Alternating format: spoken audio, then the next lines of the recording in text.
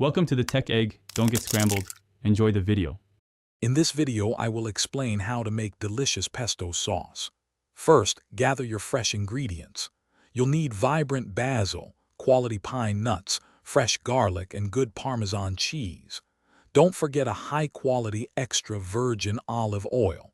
Toasting your pine nuts briefly will bring out their best flavor. Get your food processor ready, and let's create some amazing pesto together. Now, let's prepare our ingredients. Wash and thoroughly dry 2 cups of fresh basil leaves. Lightly toast 1/4 cup of pine nuts until they are golden and fragrant. Peel and roughly chop 2 cloves of fresh garlic. Finally, finely grate 1/2 cup of good quality Parmesan cheese. These precise steps ensure the best flavor. It's time to blend. Combine the basil, toasted pine nuts, garlic, and grated Parmesan cheese in your food processor. Pulse these ingredients until they form a coarse, textured paste. Then, with the processor running, slowly drizzle in 1/2 cup of extra virgin olive oil. Add a pinch of salt and freshly ground black pepper to taste.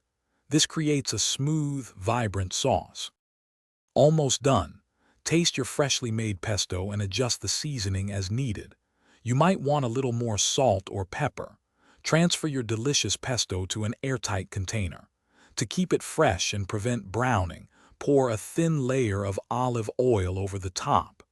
Refrigerate your pesto for up to 1 week or freeze it for longer enjoyment.